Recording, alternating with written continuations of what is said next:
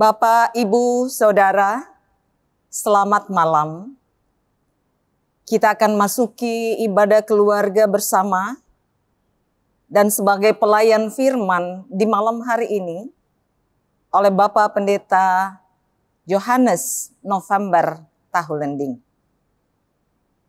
Umat yang dikasihi Tuhan Yesus Kristus, kita bersyukur kepada Allah yang Maha Kuasa, karena Ia telah memimpin kita melewati hari demi hari dengan selamat. Saat ini, kita bersama-sama menghayati persekutuan yang akrab dengan Tuhan. Kita bersyukur atas rahmat dan keselamatan yang telah Allah berikan.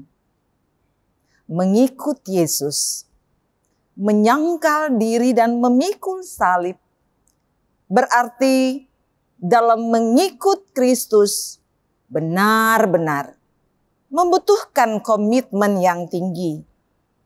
Tidak boleh setengah-setengah. Sebab penyangkalan diri berarti harus menyalibkan segala keinginan daging kita. Rela meninggalkan dosa dan berkomitmen untuk hidup sesuai dengan kehendak Tuhan. Memikul salib berarti harus rela dibenci dan dimusuhi oleh dunia ini karena nama Yesus. Bahkan dikatakan dalam Injil Markus 8 ayat 35, siapa yang mau menyelamatkan nyawanya, ia akan kehilangan nyawanya. Tetapi barang siapa kehilangan nyawanya karena aku dan karena Injil, ia akan menyelamatkannya. Marilah kita berdiri dan mengawali ibadah menghadap Allah, menyembah dan memuliakan namanya, karena kasih-Nya besar atas kita.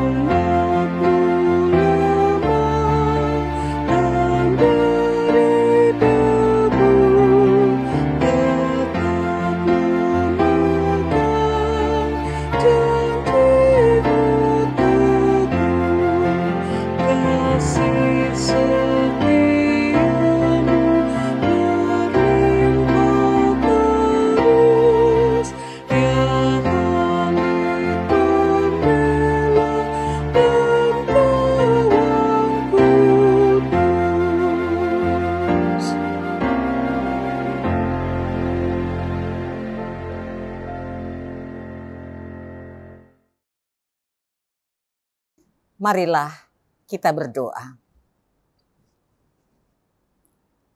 Bapa yang kami puji, sembah dan muliakan dalam Tuhan Yesus Kristus. Kami bersyukur karena dari hari ke hari, dalam suka dan duka, Engkau selalu setia kepada kami.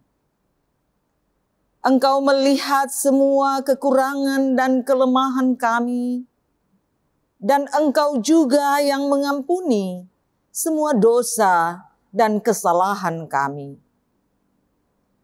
Kami bersyukur karena kesempatan hari ini, kami mau menghayati persekutuan dengan Tuhan dan sesama melalui nyanyian, doa, dan mendengarkan firman-Mu. Hadirlah ya Tuhan, dan kuduskanlah ibadah kami ini dari awal sampai akhirnya. Serta karuniakan Roh Kudus-Mu yang akan meyakinkan kami akan berkat yang kami terima melalui ibadah ini. Ajarlah kami memahami makna penderitaan, kematian dan kebangkitan-Mu yang membuktikan bahwa Yesus adalah Mesias yang telah dinubuatkan oleh para nabi. Yesuslah juru selamat manusia. Kami bersyukur boleh percaya kepadamu. Dalam nama Yesus Kristus, Tuhan kami. Amin. Litani syukur secara responsoria kita akan bacakan dari kitab Mazmur 119 ayat 41 sampai 50. Kiranya kasih setiamu mendatangi aku, ya Tuhan. Keselamatan daripadamu itu sesuai dengan janji-Mu. Supaya aku dapat memberi jawab kepada orang yang mencela aku. Sebab aku percaya kepada firman-Mu. Janganlah sekali-kali mencabut firman kebenaran dari mulutku. Sebab aku berharap kepada hukum-hukum-Mu. Aku hendak berpegang pada Taurat-Mu senantiasa. Untuk seterusnya dan selamanya. Aku hendak hidup dalam kelegaan. Sebab aku mencari titah-titah-Mu. Aku hendak berbicara tentang peringatan-peringatanmu di hadapan raja-raja. Dan aku tidak akan mendapat malu. Aku hendak bergemar dalam perintah-perintah-Mu. Yang kucintai itu. Aku menaikkan tanganku kepada perintah-perintah-Mu yang kucintai. Dan aku hendak merenungkan ketetapan-ketetapan-Mu. Ingatlah firman yang Kau katakan kepada hamba-Mu. Oleh karena Engkau telah membuat aku berharap. Inilah penghiburanku dalam sengsaraku. Bahwa janji-Mu menghidupkan aku.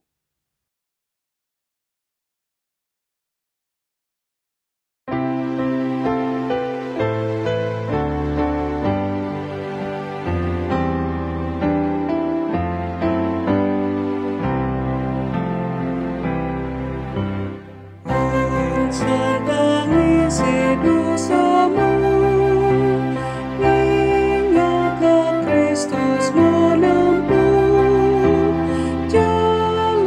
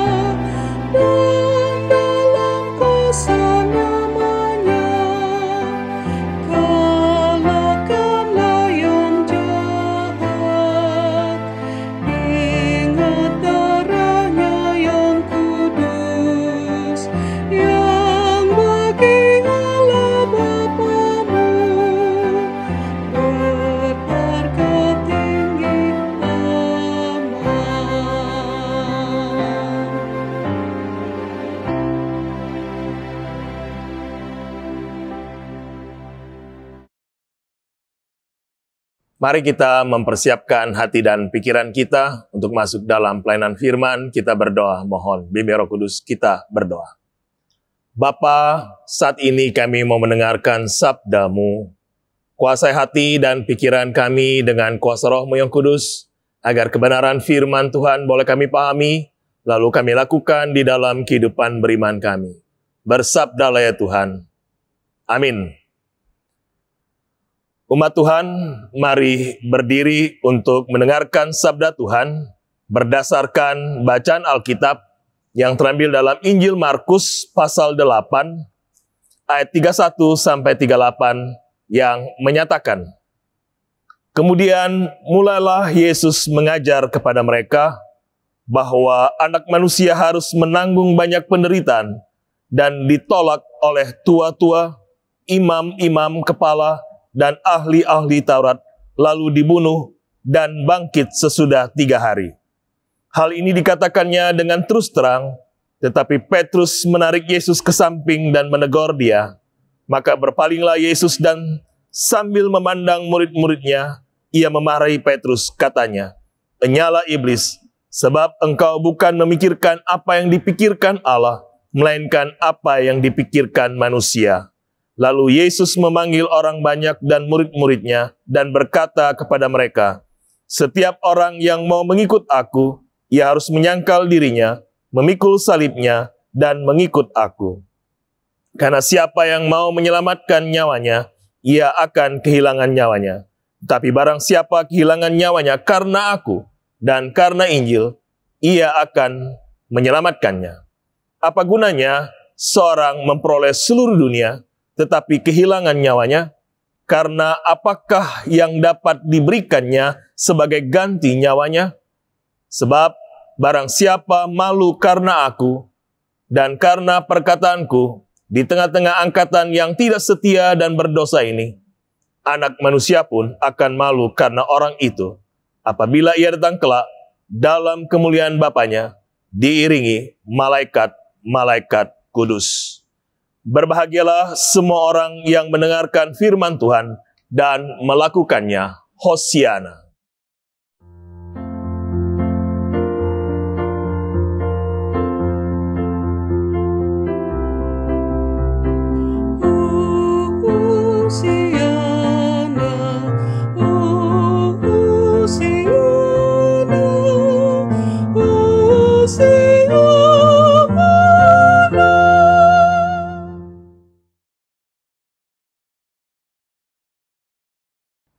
Bapak, Ibu, saudara-saudara yang kasih dalam Tuhan Yesus Kristus, ada lirik lagu yang sering dinyanyikan oleh orang Kristen pada waktu sekolah minggu atau pelayanan anak. Mengikut Yesus keputusanku, mengikut Yesus keputusanku, mengikut Yesus keputusanku, kuta ingkar, kuta ingkar. Menyanyikan lagu ini gampang, tetapi untuk tetap ikut Yesus tidak semudah membalikkan tangan. Melalui perikop bacaan hari ini, ada 2 hal yang mau ditekankan. Mengapa kita harus percaya? Yang pertama, Kristus adalah Mesias utusan Allah. Pada ayat 31 dikatakan bahwa Yesus sedang mengajar kepada para murid bahwa Anak Manusia harus menanggung banyak penderitaan dan ditolak oleh tua-tua, imam-imam kepala, dan ahli Taurat, lalu dibunuh dan bangkit sesudah hari yang ketiga. Hal ini bukan terjadi begitu saja, bukan pengajaran Yesus semata atau sesuka hatinya, melainkan hal ini telah dibuatkan sejak lama. Bahkan sebelumnya di dalam perjanjian lama juga telah dicantumkan bahwa ia dihina dan dihindari, bahkan dianiaya. Dia tertikam, tetapi sesungguhnya penyakit kitalah yang ditanggungnya. Artinya bahwa Allah mengetahui seluruh kehidupan manusia dan ia mengutus Yesus Kristus kepada dunia yang telah rusak dan tercerai-berai. dengan tujuan dipulihkan kembali. Oleh karena itu, sebagai orang yang telah mengaku percaya Yesus Kristus sebagai Tuhan dan Juru Selamat, tidak ada hal yang membuat kita tidak percaya kepada Kristus yang adalah utusan Allah. Karena janjinya, barang siapa percaya kepadaku, tidak binasa, melainkan beroleh hidup yang kekal. Pada ayat 32 sampai 33 dikatakan, bahwa ketika Petrus mendengar hal pengajaran Yesus, maka ia menarik Kristus lalu menegur dia. Pada perikop sebelumnya, Petrus adalah orang yang pertama berkata bahwa Yesus adalah Mesias.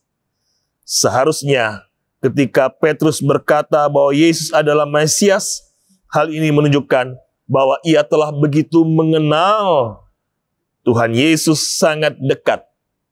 Tetapi lewat perikop bacaan kita hari ini, memperlihatkan bahwa Petrus juga benar-benar tidak mengenal Yesus secara mendalam. Sebab ia tidak tahu apa yang Yesus lakukan dan pikirkan. Jika kita berpikir secara manusiawi, maka dapat dikatakan bahwa Petrus sedang memperlihatkan kasihnya kepada Yesus dalam arti tidak mengingini Yesus mati. Tetapi ia belum mengenal Yesus yang sebenarnya, sehingga Yesus berkata, "Penyalah engkau iblis, sebab engkau bukan memikirkan apa yang dipikirkan Allah, melainkan apa yang dipikirkan manusia." Hal ini menunjukkan bahwa Yesus memang sungguh-sungguh utusan Allah, sebab ia memikirkan dan menjalankan apa yang menjadi kehendak Allah. Dan pada saat yang sama juga Yesus menyadari bahwa Petrus sedang diperalat oleh iblis untuk menggoda dirinya. Dengan demikian, Yesus menanggung semua dosa umat manusia lewat kematiannya dan bangkit pada hari yang ketiga untuk mengatakan bahwa kuasa maut tidak berkuasa. Dengan demikian, kita ikut dibangkitkan bersama-sama dengan Kristus. Pengorbanannya sekali untuk selama-lamanya. Oleh karena itu, selagi Tuhan masih memberi kesempatan kepada kita untuk mengimani dan percaya kepada Yesus Kristus, lakukanlah kehendak Kristus dengan menjadi pengikut Kristus yang sungguh. Di minggu-minggu Prapaskah ini, hendaknya kita memaknai pengorbanan Yesus Kristus untuk menebus dosa-dosa kita. Tuhan Yesus sudah membayar dosa-dosa kita melalui penderitaannya. Dia dicambuk dan disalibkan. Tujuannya tidak lain adalah keselamatan untuk semua umat manusia. Demikianlah Allah yang kita kenal, yang rela merendahkan diri jadi manusia. Dari jati dirinya yang mulia, menjadi sama dengan manusia dan bergaul dengan manusia, serta menebus manusia yang berdosa untuk berdamai kembali dengan Allah. Kita didamaikan bukan karena usaha kita, tetapi anugerah dan kasih Tuhan yang memulihkan hubungan kita dengan Allah. Yang kedua, Kristus merupakan jalan manusia berdamai dengan Allah. Pada ayat 34 jelas sekali dikatakan bahwa setiap orang yang mau mengikut Yesus harus menyangkal diri, memikul salib, dan mengikut Yesus. Hal ini jelas sekali bahwa Tuhan Yesus adalah jalan satu-satunya untuk datang kepada Allah. Yang dengan demikian mengesampingkan kepentingan pribadi, keegoisan, berani dalam menyatakan kebenaran, dan mengikut Yesus. Yesus tidak pernah mengandalkan kekuatan dan kedahsyatannya sebagai anak Allah, melainkan ia menyerahkan seluruh kehidupannya kepada Sang Bapa. Hal ini senada dengan ayat 35-37 dikatakan, "Karena siapa yang mau menyelamatkan nyawanya, ia akan kehilangan nyawanya. Tetapi barang siapa kehilangan nyawanya karena aku dan karena Injil, ia akan menyelamatkannya." Harta kekayaan tidak akan mampu memberi keselamatan kepada dunia. Demikian juga dengan manusia. Hanya Allah yang dapat memberikan keselamatan murni dan tulus tanpa ada embel-embel di belakangnya. Banyak sekali yang terjadi dalam hidup ini. Orang melakukan segala sesuatu, ada sesuatunya. Kalau tidak ada sesuatu, tidak mau melakukan sesuatu dalam hidup ini. Kekristenan tidak dapat dipisahkan dari penyangkalan diri dan pikul salib. Apa maksudnya? Penyangkalan diri berarti harus menyalibkan segala kedagingan kita, rela meninggalkan dosa dan berkomitmen untuk hidup seturut dengan kehendak Tuhan. Memikul salib berarti harus rela dibenci dan dimusuhi oleh dunia ini karena nama Yesus. Bahkan dikatakan di dalam Markus ayat 35, siapa yang mau menyelamatkan nyawanya, ia akan kehilangan nyawanya. Tapi barang siapa kehilangan nyawanya karena aku dan karena Injil, ia akan menyelamatkan nyawanya. Jadi pengikut Kristus benar-benar membutuhkan komitmen yang tinggi, tidak boleh setengah-setengah. Memikul salib juga berarti mengalami penderitaan karena namanya. Berbahagialah orang yang dianiaya oleh sebab kebenaran, karena merekalah yang empunya kerajaan sorga. Matius 5 ayat 10. Selanjutnya dikatakan, apa gunanya seorang memperoleh seluruh dunia, tapi kehilangan nyawanya? Karena apakah yang dapat diberikan sebagai ganti nyawanya? Perkataan ini sebenarnya ingin menegaskan bahwa tidak ada sesuatu yang lebih berharga daripada nyawa. Buktinya bahwa kita rela membayar jumlah yang besar agar orang yang kita kasihi cepat memperoleh kesembuhan jika ia sakit. Apapun dilakukan untuk sebuah kesembuhan. Sebab ketika manusia telah meninggal, maka semua yang dimilikinya tidak akan mampu mengganti nyawa itu. Oleh karena itu, hanya Yesuslah satu-satunya jalan untuk kita dapat kembali berdamai dengan Allah. Mengapa Yesus? Sebab Yesus telah terlebih dahulu melakukan hal itu, sehingga kita juga dituntut untuk menjadi sama seperti Kristus di dalam kehidupan kita. Benar bahwa melakukan itu semuanya bukan hal yang mudah. Oleh karena itu, orang percaya harus sungguh-sungguh ikut Tuhan dan mengasihi Tuhan. Ia tidak akan meninggalkan kita dalam setiap pergumulan ini, karena Tuhan akan menopang kita. Terkadang kita tidak menyadari, kita merasa sendiri, namun sesungguhnya Allah sedang berjalan bersama dengan kita. Atau pada saat yang lain kita hanya melihat sepasang telapak kaki dan kita merasa bahwa itu adalah telapak kaki kita sendiri. Tetapi kita tidak tahu bahwa Allah sedang menggendong kita. Allah tidak pernah terlambat menyatakan kasih-Nya kepada kita melalui pertolongannya. Namun juga tidak terlalu cepat untuk memberikan keperluan kita. Allah memberikannya tepat pada waktunya untuk kehidupan kita. Berdasarkan dua penekanan ini, jelas Allah melakukan untuk kita tidak lain adalah kasih. Kasih-Nya yang tak terhingga kepada manusia. Sekalipun manusia telah jatuh dalam dosa, tetapi Allah tidak menginginkan manusia itu sendirian.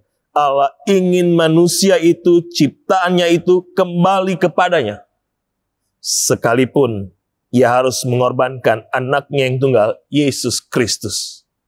Padahal jika kita pikirkan menurut keadilan dan kebenarannya, seharusnya seseorang yang bersalah, yang berdosa, yang sudah sepantasnya mendapatkan hukuman atas kesalahannya. Tetapi oleh karena kasih Allah yang begitu besar, Ia mengorbankan dirinya untuk menggantikan kita yang seharusnya dihukum di dalam kehidupan ini. Oleh karena itu, percayalah akan kasih setia-Nya yang senantiasa memberkati kita. Ingatlah bahwa dalam hal yang tidak semudah membalikkan tangan dalam menjalani kehidupan yang tidak mudah ini, Yesus telah melewati semuanya. Jangan takut dan menyerah, tetapi berserahlah kepada kasih-Nya yang besar. Semakin kita menjalani kehidupan ini dengan keyakinan akan kasih-Nya, maka semakin kita mengenal dan mengalami iman dalam kehidupan kita. Yakinlah bahwa Allah adalah kasih yang nyata dalam kehidupan kita, sehingga kita ada hingga saat ini tidak lain. Itu karena kasih-Nya yang mengorbankan diri-Nya di atas kayu salib untuk dosa-dosa kita. Ada harga yang harus kita bayar ketika mengikut Tuhan, yaitu tetap percaya dan beriman kepada-Nya apapun yang terjadi dalam kehidupan ini, tetaplah percaya. Karena Tuhan juga bayar harga untuk menebus dosa-dosa kita. Selanjutnya pada ayat 38 dikatakan, sebab barang siapa malu karena aku dan karena perkataanku di tengah-tengah angkatan yang tidak setia dan berdosa ini, Anak Manusia pun akan malu karena orang itu, apabila ia datang kelak dalam kemuliaan Bapa-Nya, diiringi malaikat-malaikat kudus. Dalam hal ini juga menegaskan bahwa kepercayaan kita jangan disembunyikan, tetapi nyatakanlah iman kita itu dalam setiap kehidupan kita. Jangan takut, jangan ragu. Percayalah bahwa Allah senantiasa menyertai. Seringkali untuk mendapatkan keuntungan, kepercayaan, posisi yang bagus, kita menyangkal Yesus. Kita lebih memilih untuk disenangi oleh manusia ketimbang menyenangkan hati Bapa. Ingatlah bahwa manusia tidak akan selalu menyukai kita dalam segala hal. Tetapi Allah yang setia menunggu kita dalam setiap keluh kesah kehidupan kita. Allah senantiasa menunggu kita, mengasihi kita ketika kita datang kepada-Nya. Lingkaran manusia dengan Allah berbanding terbalik. Manusia akan menghargai kita ketika terlebih dahulu kita memiliki bakat, duit, keahlian, prestasi, dan hal-hal yang lain. Sehingga ada pepatah mengatakan, ada duit abang ku sayang, tak ada duit abang ku tendang. Sedangkan Allah terlebih dahulu ia menghargai kita. Dan kita berharga di mata-Nya. Lalu ia memperlengkapi kita untuk bertumbuh, berkembang, dan berbuah. Demikianlah kasih-Nya kepada manusia yang memberkati kita di dalam kehidupan ini. Mari kita mengikut Tuhan Yesus dengan penuh keberanian. Keberanian untuk menyatakan diri, menyenangkan hati Tuhan dengan meninggalkan semua ambisi dan ego sesaat. Keberanian untuk memikul salib, berkorban dan mengambil tanggung jawab pelayanan sekalipun terasa berat. Keberanian untuk melawan segala bentuk kejahatan yang merusak hidup manusia. Dan keberanian untuk senantiasa mengutamakan kehendak Allah di atas segala sesuatu. Percayalah bahwa iman yang penuh keberanian seperti itu bukan saja akan menjadikan kita mulia dalam kasih karunia Allah, tetapi juga berdaya, berdampak untuk mengubah kehidupan di mata Allah, menempatkan kita dimanapun Tuhan tempatkan. Kiranya Tuhan memampukan kita untuk beriman dengan penuh keberanian, menyatakan kasih Allah, agar orang lain boleh melihat Kristus benar-benar hadir di dalam kehidupan kita. Amin.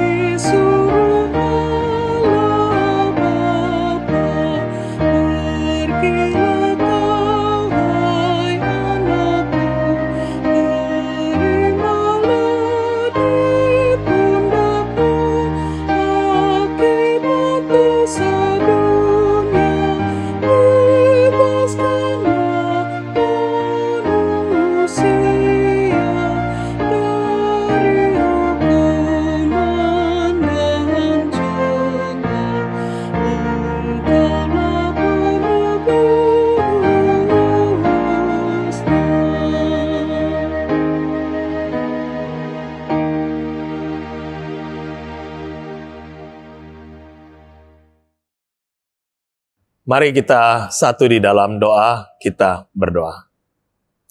Bapa, terima kasih untuk ibadah keluarga pada hari ini.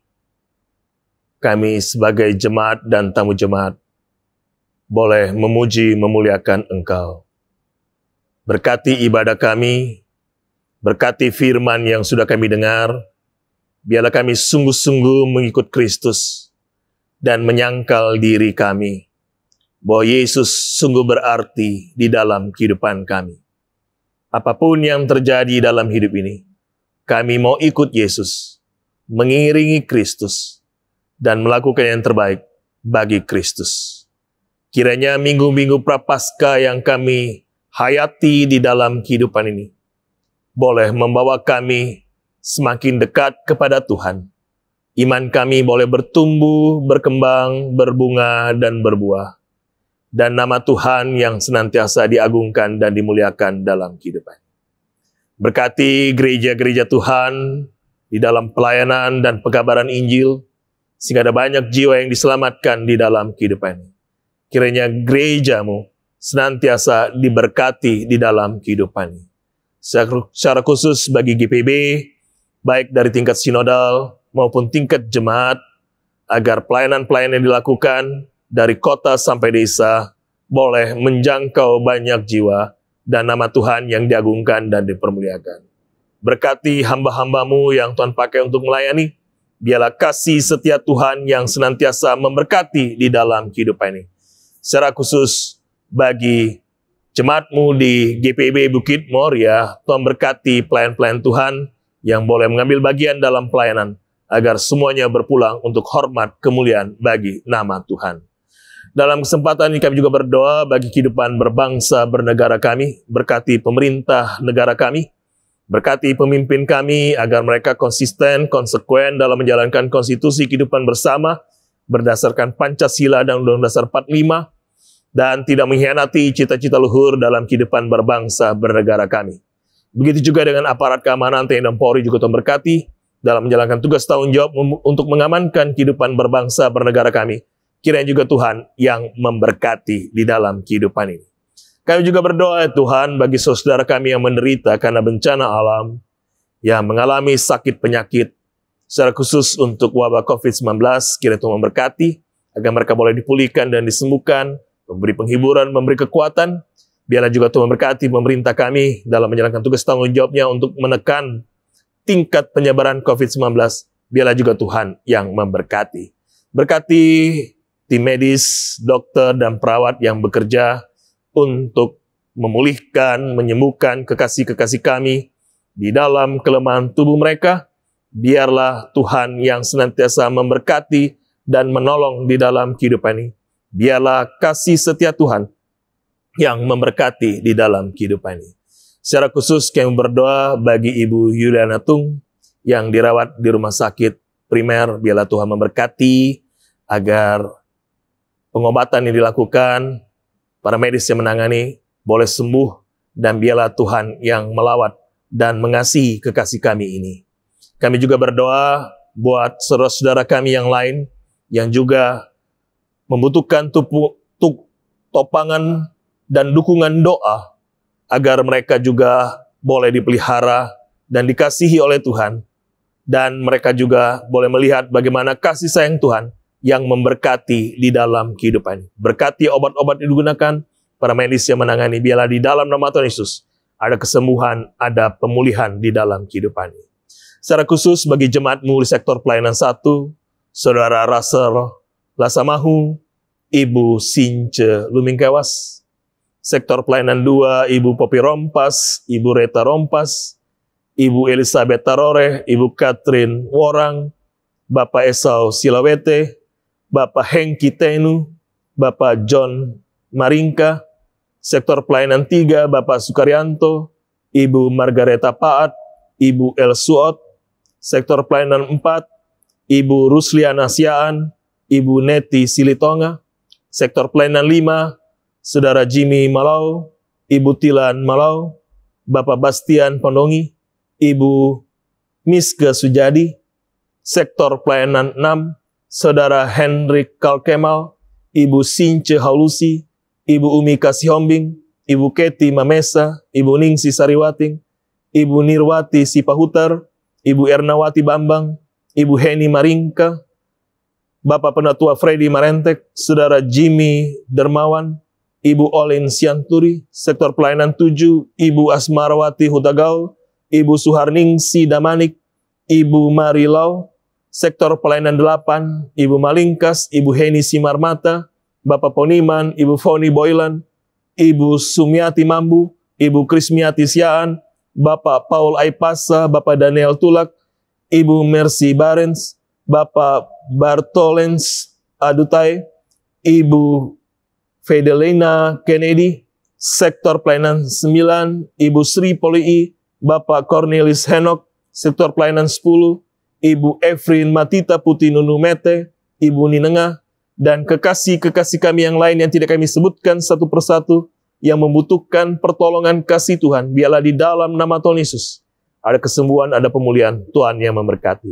Yang bergumul dengan persoalan-pergumulan dalam kehidupan ini, biarlah Tuhan memberi pertolongan, memberikan kekuatan dan jalan keluar untuk menghadapi setiap kenyataan hidup dalam kehidupan ini. Biarlah di dalam nama Tuhan Yesus mereka mampu melewati badai-badai kehidupan yang terjadi dalam kehidupan ini. Yang berduka Tuhan beri penghiburan, yang ulang tahun Tuhan beri penghiburan dan kekuatan di dalam kehidupan ini. Biarlah di dalam pertambahan usia, sukacita dan pengharapan daripada Tuhan yang senantiasa memberkati di dalam kehidupan ini. Yang sudah lanjut usia juga Tuhan memberkati kekasih-kekasih kami. Secara fisik mereka terbatas, tetapi iman pengharapan di dalam Tuhan, kiranya Tuhan tambah-tambahkan, agar mereka tetap sukacita dalam menjalani kehidupan ini. Karena masih ada Tuhan yang memberkati dan menopang dan menolong dalam kehidupan ini. Berkati kehidupan kami pribadi lepas pribadi, kehidupan rumah tangga kami, pekerjaan kami, usaha kami. Kiranya apa yang kami lakukan, Tuhan yang memberkati, agar kehidupan yang kami jalani adalah kehidupan yang diberkati oleh Tuhan. Banyak doa dan pinta yang kami naikkan, namun kami yakin dan percaya Engkau tahu apa yang kami butuhkan dan perlukan. Oleh karena itu kami pertaruhkan kehidupan kami hanyalah ke dalam tangan-Mu. Demi Tuhan Yesus Kristus yang sudah mengajar kami berdoa bersama. Bapa kami yang di surga, dikuduskanlah nama-Mu, datanglah kerajaan-Mu, jadilah kehendak-Mu di bumi seperti di surga. Berikanlah kami pada hari ini makanan kami yang secukupnya, dan ampunilah kami akan kesalahan kami, seperti kami juga mengampuni orang yang bersalah kepada kami. Dan janganlah membawa kami ke dalam pencobaan, tetapi lepaskanlah kami daripada yang jahat.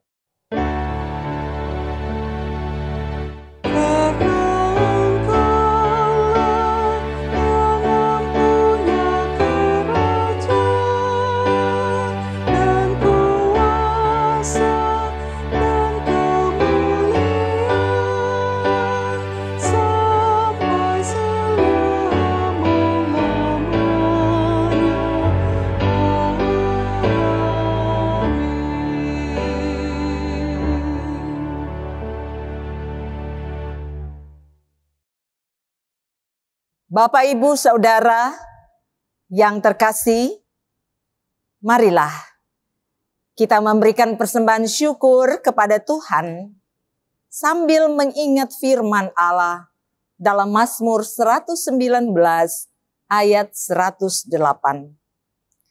Kiranya persembahan sukarela yang berupa puji-pujian berkenan kepadamu ya Tuhan, dan ajarlah hukum-hukum-Mu kepadaku.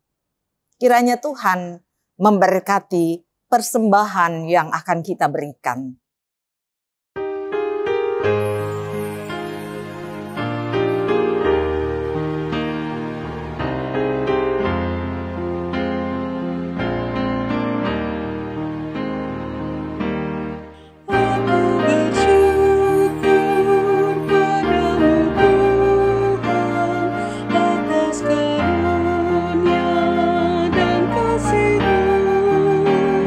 Seluruh jiwa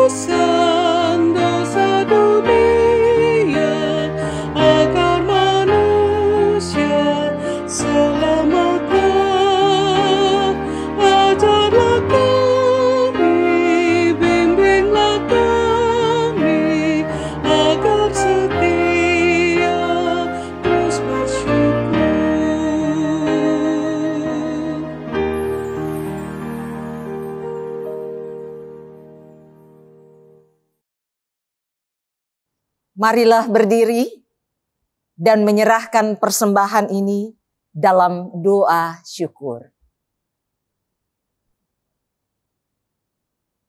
Ya Allah Maha Murah, yang telah menganugerahkan segala perkara di dalam Yesus Kristus kepada kami. Engkau yang selalu setia kepada kami dan mengajarkan kami untuk menolong sesama manusia.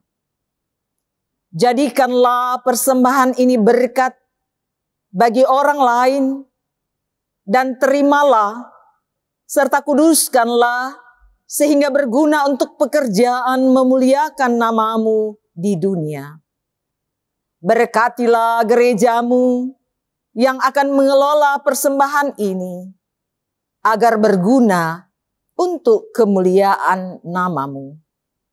Dalam nama Tuhan Yesus, sumber hidup dan berkat, kami berdoa. Amin. Jemaat Tuhan, pergilah dalam damai sejahtera Tuhan dan lakukanlah firman Tuhan yang sudah saudara dengar.